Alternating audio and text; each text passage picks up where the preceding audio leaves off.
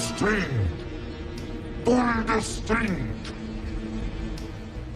As part of this year's STAUNCH-O-WEEN, I wanted to share one of my favorite horror comedies with you all, as I've noticed a lot of people somehow miss this movie. They never really talk about it, and I feel it's just so underrated. I'm talking the legendary 90s genre-bending cult classic that I often wonder is this what you would consider a forgotten film? Let me know down below. Staunch gang, stay tuned. It broadcast programs no one had ever seen. Wednesday at 9, don't miss an all-new episode of The Silencer of the Lambs. Then one night, Roy and Helen Nabel got sucked in. Stay Tuned tells the wacky tale of Roy Nabel, whose TV viewing habits are ruining his marriage until a strange salesman offers him an unbeatable offer on a new TV system, a system linked directly to hell. So via a giant backyard satellite dish in the backyard, things get pretty wacky. Soon, Roy and his estranged wife, Helen, must survive the Hellvision TV waves in a variety of deadly and hilarious set pieces, all the while rediscovering the love they have for each other. Stay Tuned is a film that deals with some heavy elements, I ain't gonna lie, but it never really leaves its family-friendly bubble for too long at least. Although I will say I caught a lot more humor, let's say, watching this as an adult. Straight up, oh man, I hate to say it, but I relate to Roy Nabel a bit too much here, if I'm being honest. And while there is some science fiction elements as well, there's a lot of horror happening here. So all you horror fans, I think if you haven't seen this one, you will really like it. It's fairly whimsical at the same time though. Think like Mom and Dad Save the World. You ever seen that flick? Think that movie meets something like, I don't know, Pleasantville or something. Although the writers Jim Jiniwin and Tom Parker originally planned it to be more like Evil Dead meets Monty Python, which yeah, I get that too. I mean, there's some pretty horrific elements here, and it lends to the satanic side of things quite a bit. I mean, Hellvision programming here is literally for the devil himself. 3 Men and Rosemary's Baby. Dwayne's Underworld. The Silencer of the Lambs.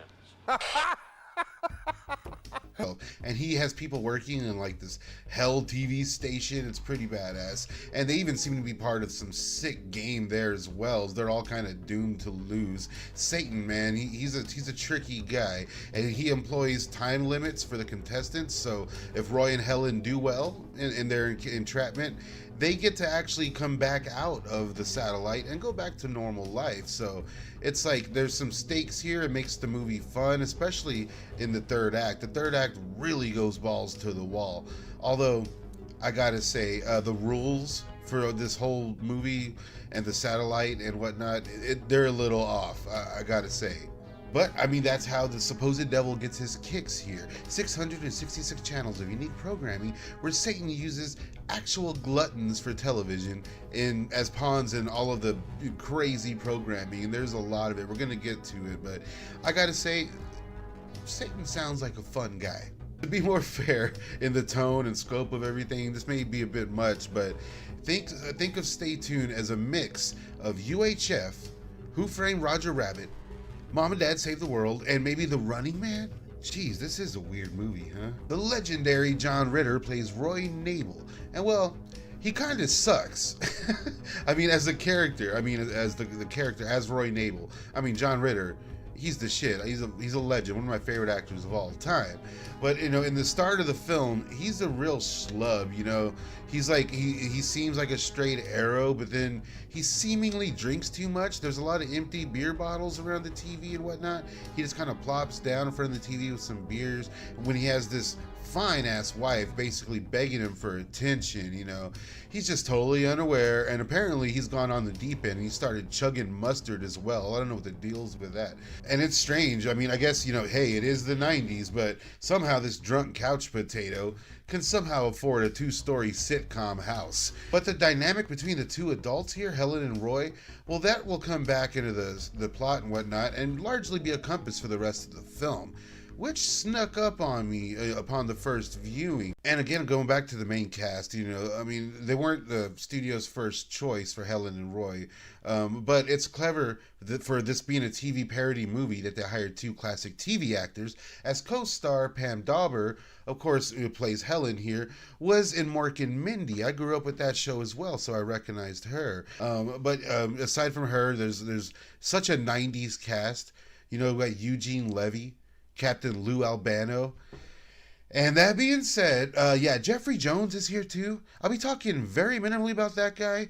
Speaking solely on his acting career, though, I guess I can say I miss the days when he was allowed to play a villain, because he was really good at it. Anyways, they just don't make them like they used to, you know. And Stay Tuned is a perfect example of that. It's such a quality film, and it's brief too, and it's only like an hour and a half from what I remember, and it all works so perfectly. It doesn't feel rushed or anything. And again, that third act goes balls to the wall, and you know, everything's so perfect. The setups, the set designs, like the game shows in this feel and look like game shows. The wrestling looks like wrestling, and cartoons, they look like goddamn cartoons. And the cartoon segment, I mean, that's probably the coolest part. Growing up as a kid, that's the part I always look forward to. And the film is actually quite hip, if you will. It's obvious that this was the MTV generation, hence the Salt and Pepper cameo. But also, you know, the entire soundtrack was all hip hop and rap. Yeah, a movie starring John Ritter has a soundtrack with the likes of X-Clan, Kool Moe Dee, and Black Sheep. Too awesome. And again, going back to the rules, like what is going on with this satellite dish? You know, it's a little strange. Basically, they're trading souls for a high-tech TV service. This requires a signature. But then once the customer is captured, the satellite just kind of stays up and sucks in any random asshole that walks in front of it. It even steals bikes and someone's dog. You know? The satellite dish is actually an imposing villain, though, in the film, if I'm being honest. He's a much better villain than Jeffrey Jones. And ironically, Stay Tuned was originally titled Terror Vision, which of course is another absolutely wacky film involving a satellite dish. I don't know, man. Even Terror Vision, I'd argue, is a horror comedy, so it's kind of weird. I'm glad they didn't stick with that title. It's strange to think that Stay Tuned isn't the only film out there in this genre, though, right? It's pretty weird. They had to have known that there was like a bizarre connection there, and they were like building the satellite dish horror genre. We need some more of those. You guys want to hear me rant about Terror Vision? Let me know down in the comments. And yeah, Stay Tuned always did kind of freak me out as a kid.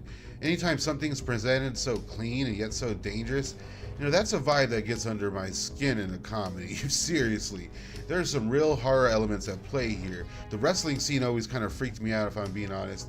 I mean, you can get ran over here. You can get eaten by a robot cat or by wild wolves. You can get ran over by a train and blown up at the same time. I mean, Jeffrey Jones, ugh! But there's more than meets the eye with this wacky cult classic, and eventually the film plays out as a kind of psycho couples therapy. If we're talking the best gags here, I mean, the Chuck Jones inspired animation sequence. Mwah, chef's kiss. Oh my God. We're cartoons. Actually, you know, Chuck Jones oversaw that segment himself. I think that's why it works so well. It's probably the coolest part of the film, hands down. And there's many other segments, though, that are absolutely stand out. I mean, Dwayne's Underworld, that was a big hit back in the day. And the wrestling segment, I've already said how much I love that one. But my personal favorite, you know, little portion of the film here is Roy Nabel, Private Dick. That particular part of the film is just so jam-packed with jokes, and it's so spot-on satire. I want to see a full film based nothing on that, just that weird noir, you know what I mean? It feels very real. Whenever I was a kid, and you know, when cable was big, you know, and you're flipping through the channels, there was always one of those movies on. The film's final act plays out like a long, action-packed finale, featuring everything from Star Trek to Sergio Leone westerns to Salt and Pepper. I mean, goddamn, that's so weird, right? It's like here, everything is satire. All the programming on Hellvision is somehow like an evil pun.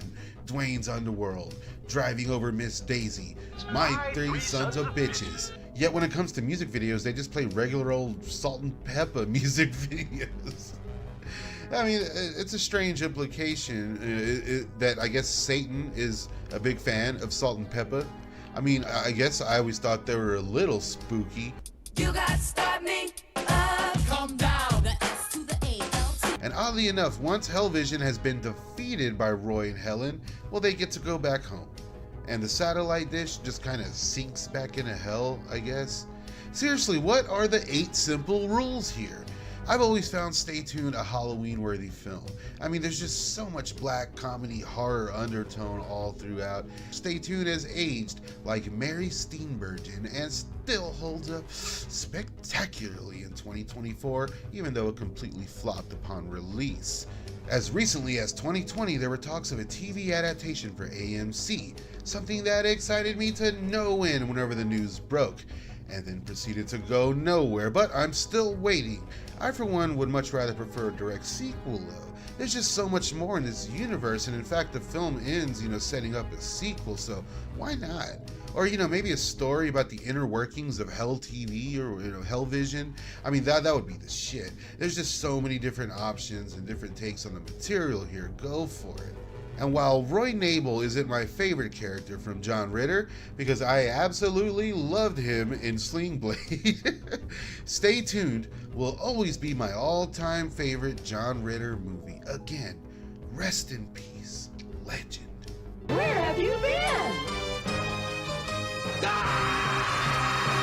Have you seen Stay Tuned? Let me know what you thought down below. I'm going to be covering more comedy movies next month. This is just a little taste, and I do think this is a great horror little inspired film as well. So check out my comedy reviews right up there, or this other video where I talk about the history of Carnival of Souls and its abysmal remake. Like, comment, subscribe, follow me on TikTok and Instagram. Stay tuned for more spooky action, guys. It's Staunch-O-WEEN. It's really incredible. It's an extravaganza.